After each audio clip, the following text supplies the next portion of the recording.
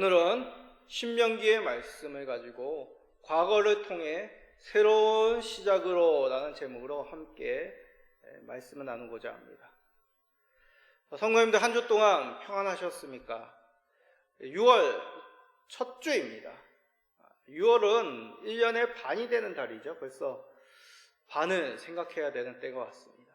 특히 이 6월은 6.25가 있죠. 그래서 호국의 달로 온 국민이 이 달을 기억합니다. 우리는 그리스도인들이죠. 요즘 정치적인 문제로, 나라적인 문제로 참 떠들썩합니다. 개인적인 정치성보다 우리는 그리스도인들에게 먼저 나라와 민족을 위해서 기도하는 것이 필요합니다. 하나님이 세우신 권세자들을 위해서 기도해야 되는 것이죠. 이는 세상에 아부하라, 권세자들에게 아부하라 그런 말씀이 아닙니다. 하나님께서 권세자를 세우셨기 때문입니다. 하나님께서는 권세자를 통하여 하나님께서 받으실 영광을 나타내시기도 하시고, 때로는 권세자들을 징계하심을 통하여 하나님의 만군의 주이심을 드러내시죠. 그러므로 우리는 권세자들을 위하여 기도해야 되는 것입니다. 하나님의 권세를 바르게 사용할 수 있도록, 하나님의 공의를 하수같이 흐르고 인애를 베풀 수 있는 그런 권세자가 될 수 있도록 우리는 기도해야 됩니다. 그러므로 이 나라가, 이 민족이 좀 더 하나님의 나라를 세워가는 그런 환경이 될 수 있도록, 그런 도구가 될 수 있도록 우리는 간구해야 되는 것이죠. 한국교회가 이 민족 가운데, 이 여러 주변의 민족들에게 복음을 전할 수 있는 통로의 역할을 잘 감당할 수 있도록 우리는 기도해야 됩니다. 그런데 현실은 어떻습니까? 만만치가 않죠.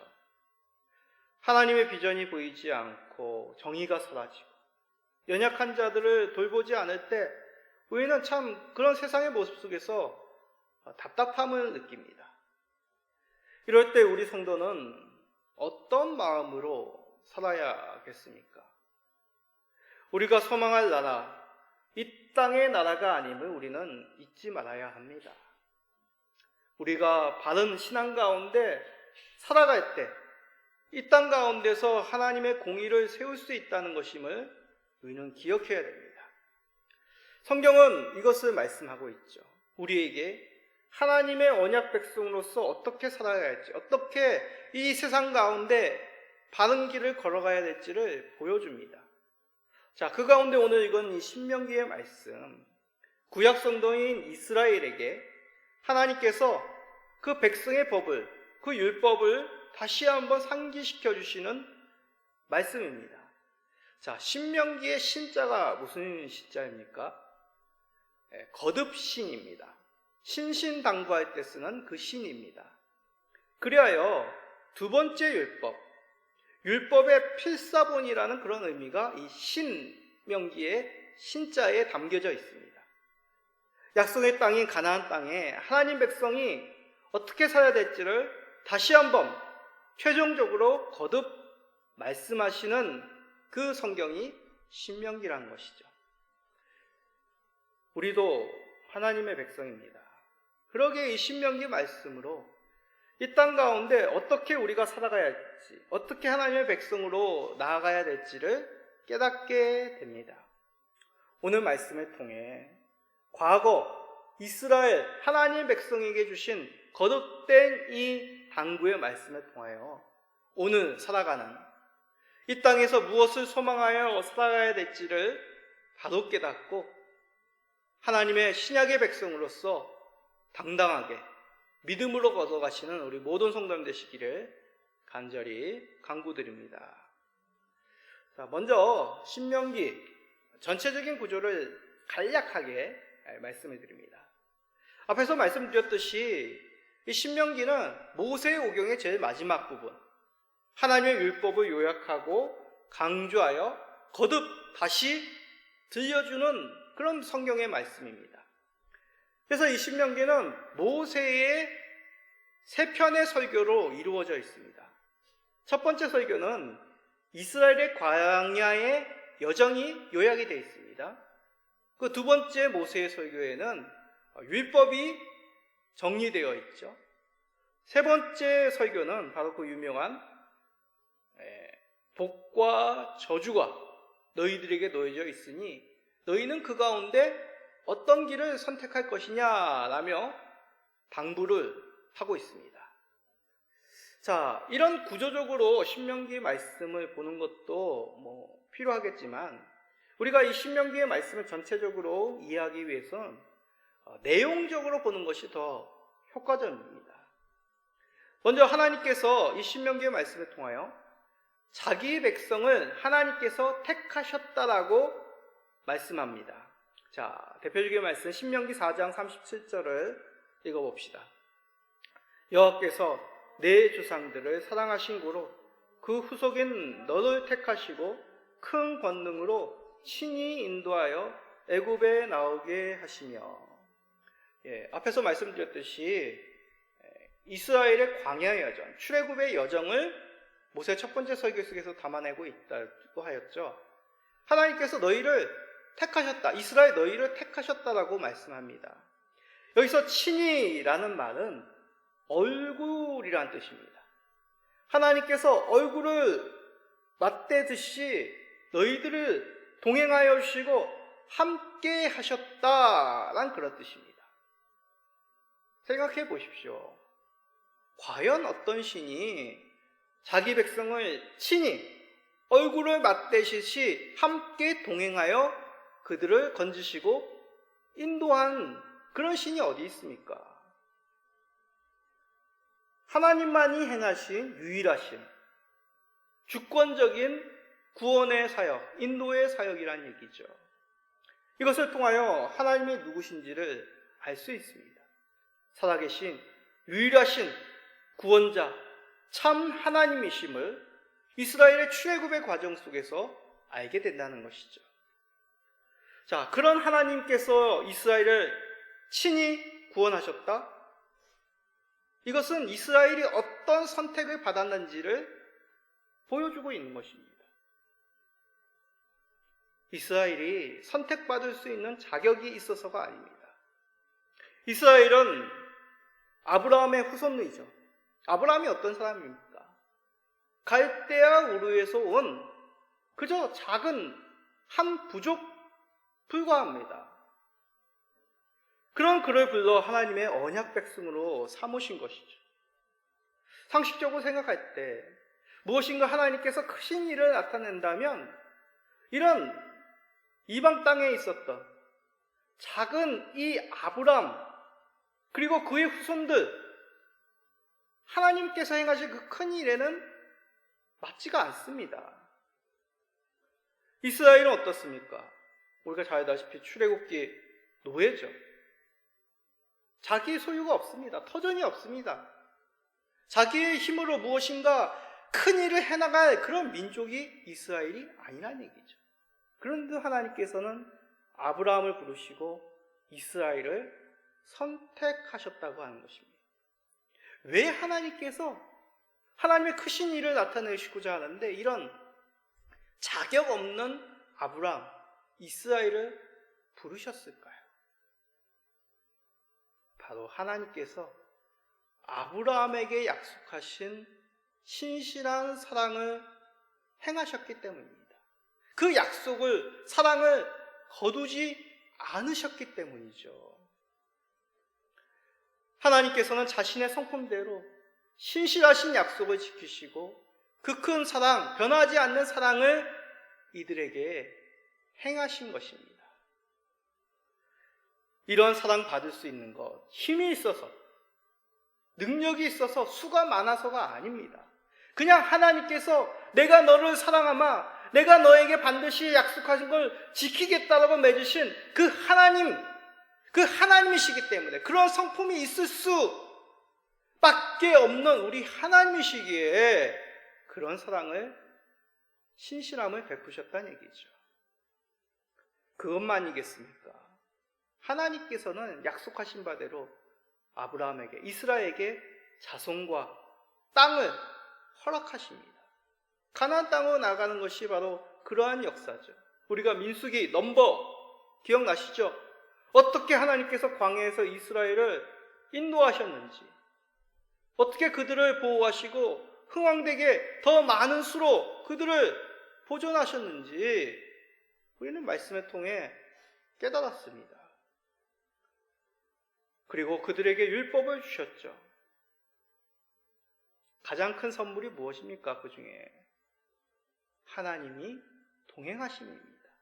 하나님께서 친히 그들과 함께 하시겠다고 성막을 통하여 구름기둥으로 불기둥으로 하나님의 임재를 그 가운데 나타내 주셨죠.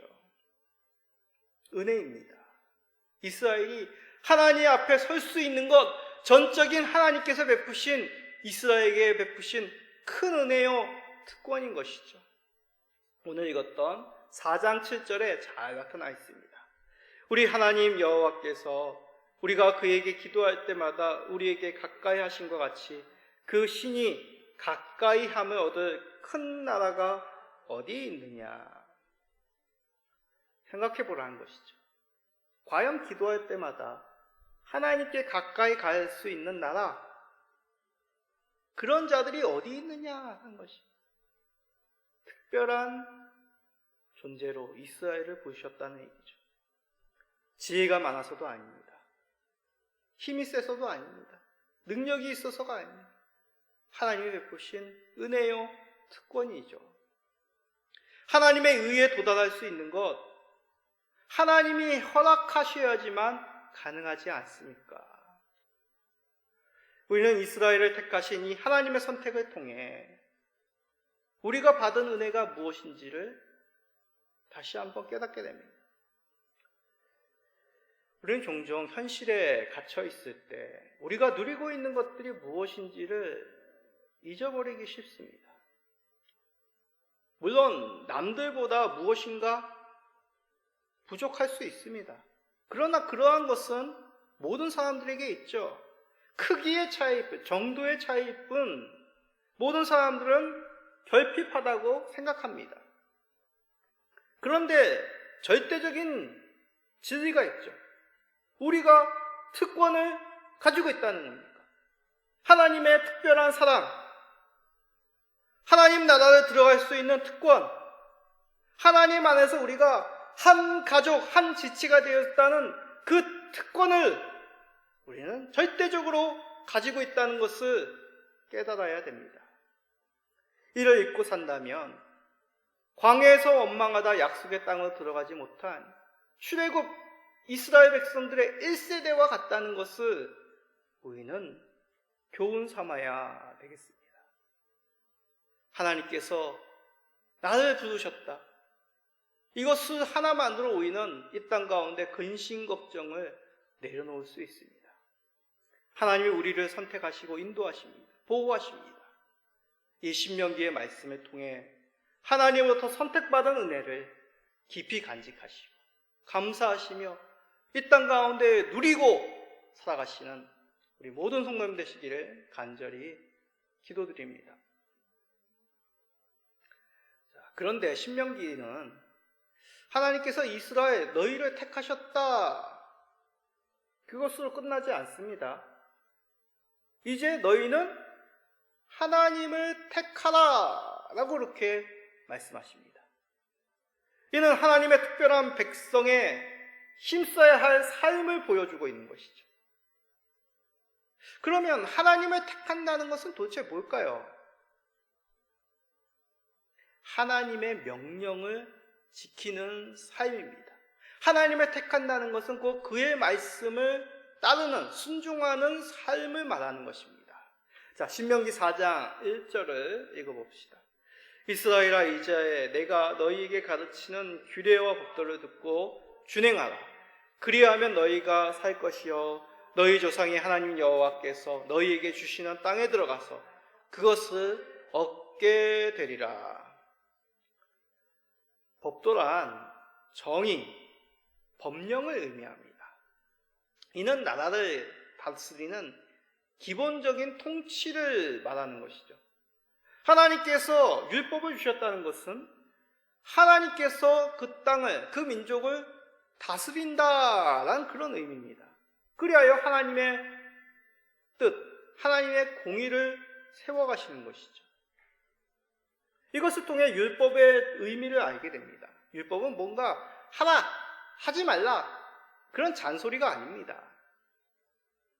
하나님께서 우리들을 어떠한 백성으로 삼으시는지를 그의 뜻을 알 수 있는 그 교과서, 법이 바로 율법이란 것이죠. 이를 통해 하나님이 어떤 성품인지를 또한 엿보게 됩니다.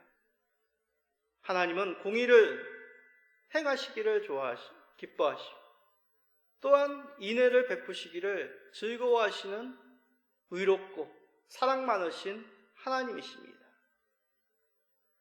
하나님의 공의와 인애, 이러한 하나님이라면 우리도 마찬가지요. 하나님의 백성들도 마찬가지로 그의 성품을 따라 공의와 사랑을 행해야 되는 것이죠. 그것이 바로 율법 속에 담겨져 있는 것입니다. 율법을 지킴으로 하나님을 사랑하고 이웃을 사랑하는 하나님의 의로움을 행하는 의로운 백성으로서 살아가는 그 법이 율법에 담겨져 있죠. 자, 그러면 구체적인 질문이 떠오르게 되죠. 그럼 율법을 지켜야 되나요? 문자적으로 율법을 지키는 것이 맞는 거 아닌가요? 그런데 우리는 예수님 믿었으니 율법은 이제 사라진 거 아닌가요? 믿음, 사랑, 행함이 아니라 믿음으로 오직 구원을 받는데 율법을 행하다니요. 성도님들은 무엇이 옳다고 생각하십니까? 우리는 양극단을 피해야 됩니다. 율법주의를 배격해야 됩니다. 문자적으로 율법을 지키는 것, 그것은 하나님이 바라시는 것이 아닙니다. 그러면 관념주의, 영주주의 기억나시죠? 그노시스. 어떤 눈에 보이지 않는 어떤 그런 철학적이고 관념적인 영적인 것만 중요하다. 그렇게 여기는 사상도 배격해야 됩니다. 신약 성도들에게 하나님께서 이 부분에 대해서 우리에게 좋은 말씀을 허락해 주셨습니다. 베드로 후서 1장 10절입니다. 그러므로 형제들아 더욱 힘써 너희 부르심과 택하심을 굳게 하라. 너희가 이것을 행한즉 언제든지 실족하지 아니하리라. 부르심과 택하심을 굳게 하라고 하시면서 힘써 행하라고 합니다. 무엇을 힘써 행하냐? 9절에 보면 주 예수를 알고 열매 맺기에 힘써 행하라는 것이죠. 하나님께서 우리를 부르시고 하나님께서 우리를 택하심을 굳게 잡기 위해서는 우리가 힘써 예수님을 아는 일에, 예수님의 자녀답게 살아가는 일에 우리는 힘을 다해야 된다는 얘기입니다. 그러기에 율법을 준수하냐 마느냐 그런 어떤 의미가 아니라 하나님께서 우리를 택하신 그 은혜 베푸심에 마땅한 반응이 하나님의 명령을, 말씀을 준행하는 것임을 우리는 기억해야 된다는 것이죠. 이런 말에 반감을 가지시는 분들도 계십니다. 좀 요령껏 하면 안 됩니까? 중간 정도 하면 되지 않습니까? 뭘 그렇게 힘써 행합니까? 힘들게. 안 그래도 사는 게 힘든데. 신명기 후반에 보면 가나안 입성 전 이스라엘의 모세를 통하여 복과 저주의 말씀을 들었다고 하였습니다. 너희는 복을 선택할지 저주의 길을 선택할지 너희는 정하여라. 이것은 하나님께서 융통성이 없다는 말씀이 아닙니다. 결국 우리는 살아가면서 하나님이냐 아니면 하나님 없는 우상이냐 이 두 가지의 삶뿐이 없다는 것을 깨달으라는 것이죠. 하나님을 선택하지 않으면 결국 무엇인가를 하나님 자리에 둡니다. 요즘 뉴스와 문화를 보면 극성, 어떤 팬덤 문화가 굉장하죠. 사리 분별을 못합니다. 상식이 사라집니다. 그냥 내가 나의 아이돌로 여긴다면 그게 정치인이든 어떤 대상이든 간에 굳고 그것을 옳고 그름을 따지기보다 목숨 걸고 사랑하고 지키고 옳다고 여기는 것이죠. 이것이 바로 증거입니다. 하나님이 없으면 무엇인가를 자신의 주로 여기고 상식과 법을 어겨가면서까지 열렬히 숭배하게 되는 것이죠. 이스라엘이라고 다르겠습니까? 성경의 증거가 바로 이스라엘입니다. 신명기에는 예언의 말씀도 있습니다. 이스라엘이 앞으로 불순종을 선택한다면 저주를 받을 것이라고 말씀하면서 너희가 낯선 타국의 땅에 끌려가서 우상을 섬기게 될 것이다 라고 말씀합니다. 자, 신명기 28장 36절입니다. 여호와께서 너와 내가 세울 내 임금을 너와 내 조상들이 알지 못하던 나라로 끌어가시리니 내가 거기서 목석으로 만든 다른 신들을 섬길 것이며. 이것은 이제 복과 저주를 선택하면서 저주받을 때 어떠한 심판이 있을 것이라는 말씀이지만 실제로 이스라엘은 이러한 길을 선택하여 포로로 끌려가지 않습니까? 이스라엘이 하나님이 아닌 열강을 부러워합니다. 하나님을 버리고 열강처럼 강해지기 위하여 그들의 우상, 그들의 문화를 따르게 되죠. 그럴 때 이스라엘은 멸망하게 되고 포로로 자손들은 끌려가게 됩니다. 이를 통해 이스라엘 주변 나라들은 하나님의 말씀이 살아계시구나, 이들이 하나님을 버린 결과가 무엇인지를 교훈 삼게 되는 것이죠. 즉 다시 말해 이스라엘은 혼자 하나님을 믿느냐 마느냐 그것을 나타내는 민족이 아니라는 얘기입니다. 이스라엘의 복받음과 이스라엘의 저주받음을 통하여서 주변의 민족들은, 세계의 만국들은 하나님이 살아계시고 하나님께서 복 주시는 분이시며 저주 내리시는 분임을 깨달아 알게 된다는 얘기죠. 다시 말해 이스라엘은 하나님이 사용하시는 메가폰과 같습니다. 하나님이 살아계시며 하나님을 믿는 자들에게 복을, 그렇지 않은 자들에게 심판이 있음을 알리는 그런 도구로 이스라엘은 선택을 받았다는 얘기죠. 나를 넘어 우리 열방을 향한 메신저로 그 위임을 받은 이스라엘이라는 얘기입니다. 그렇습니다. 아무나 하는 것이 아닙니다. 특권입니다. 하나님의 영광에 참여할 수 있는 특권을 이스라엘은 받았다는 얘기죠. 구약의 이스라엘이 이런 특권을 누렸듯이 우리도 하나님을 택함으로 이런 특권을 누릴 수 있는 것입니다. 하나님만이 참 구주요 참 심판자임을 알리는 통로로, 대사로 우리를 사용하신다는 얘기죠. 그래서 교회가 방주요 또한 등대라고 말하지 않습니까? 이 지역 가운데 십자가의 불빛이 비춰질 때 사람들은 이 십자가를 보고 하나님이 구원자시구나, 하나님이 심판자이시구나 라는 것을 깨달아 알게 됩니다. 이러한 특별한 사명을 우리가 가지고 있습니다. 선지자와 같이 구원의 말씀을 전하는 복음의 통로자로 우리를 삼으셨다는 얘기죠. 그러기에 우리는 자부심을 포함해야 되겠습니다. 하나님의 선택함을 통하여 열방을 향한 하나님의 메신저로 살아가는 우리 모든 성도님 되시기를 간절히 간구드립니다. 정리합시다. 모세 하면 구약의 인물들 중에서 첫 번째 아니면 두 번째 손가락에 꼽는 그런 믿음의 사람입니다. 예수님 당시에 바리새인들이 뭐라고 하겠습니까? 자기들 가리켜 모세의 자손이다 라고 그렇게 자랑했습니다. 그만큼 하나님의 선민 이스라엘의 정체성을 나타내는 그 율법을 하나님께 받은 선지자, 지도자 모세입니다. 그런데 모세가 하나님의 약속의 땅에 들어갔습니까? 들어가지 못하였죠.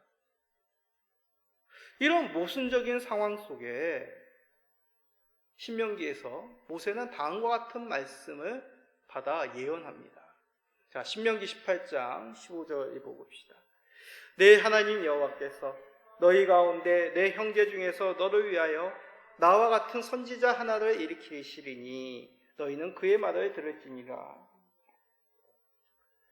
우리는 모세를 통하여 이 예언된 너희 가운데 나와 같은 선지자 하나, 이 선지자가 누구인지 압니다. 누구일까요? 예수 그리스도십니다. 율법의 기록자인 모세는 하나님의 약속의 땅에 들어가지 못하므로 이것을 보여주는 것이죠. 율법으로는, 행위로는, 우리의 의로는 하나님의 약속의 땅에 들어가지 못한다. 그러나 모세를 통하여 예언된 선지자, 그를 통하여 반드시 들어야 될 말씀, 그를 통하여 하나님의 약속의 땅으로 들어갈 것을 보여주시는 것이죠. 예언하고 계신 것입니다. 이 선지자의 말씀을 들을 때 너희는 약속의 땅으로 들어갈 수 있다. 이 선지자를 통하여 반드시 들어야 될 말이 무엇이겠습니까? 복음이죠. 율법이 아닌 하나님의 은혜의 법으로 말미암아 들어갈 수 있다. 한 죄 없는 속죄제물이 너희를 대신하여 너희가 죽어야 될 그 죄를 대신 담당하여 속죄제물로 바쳐져 그 모든 죄가 사함을 받았기에 그를 믿음으로 하나님께 나아갈 수 있는 담대한 은혜를 얻게 되었음을 듣고 믿음으로 말미암아 하나님 땅으로 들어갈 수 있다는 것을 미리 이 신명기의 말씀을 통하여 예언하고 계신 것이죠. 이 복음을 전하고 완성한 그 모세가 말한 선지자, 바로 우리의 구주 예수 그리스도이십니다. 우리는 이런 신명기의 말씀을 통하여 과거 이스라엘 그 역사, 약속의 땅에 들어가는 백성의 어떠한 삶을 살아야 할지를 살펴보았습니다. 우리에게도 선택하였던 길, 그리고 아직까지 믿지 않고 있기에 선택해야 될 그 길을 우리는 보게 됩니다. 바로 예수 그리스도를 구주로, 반드시 들어야 될 말씀으로, 복음으로 우리가 받아야 된다는 얘기죠. 이는 하나님께서 우리를 택하여 부르심에 대한 그 마땅한 반응입니다. 이스라엘을 선택하여 이스라엘이 하나님을 나의 하나님으로 선택하듯이 우리도 예수 그리스도의 그 복된 은혜를 우리에게 허락하여 주신 그 은혜를 받은 자들로 마땅하게 나의 구주로 고백해야 될 그 믿음의 고백이 있어야 된다는 얘기입니다. 모세를 통한 율법은 문자적으로 폐기되었습니다. 그러나 받은 부르신 그 은혜를 굳게 잡아 주 백성으로서 하나님의 명령을 힘써 지켜나가야 되는 것이 우리가 이 땅 가운데, 이 혼탁한 세상 가운데 지켜야 될 삶임을 이 신명기의 말씀을 통하여 듣습니다. 이스라엘에게 거듭 하나님 땅으로 나아가며 들려주었듯이 우리도 이 땅 가운데 본향을 받아보며 거듭 우리 마음에 새겨야 될 이 말씀인 것이죠. 어지러운 세상 속에 우리는 정신줄을 놓쳐서는 안 되겠습니다. 세상 속에 하나님의 부르심에 합당한 그리스도를 구주로 믿는 이 땅 가운데 하나님 백성답게 하나님의 법을 온전히 즐거이 행하시는 우리 모든 성도들 되시기를 예수 그리스도의 이름으로 축복드립니다. 아멘.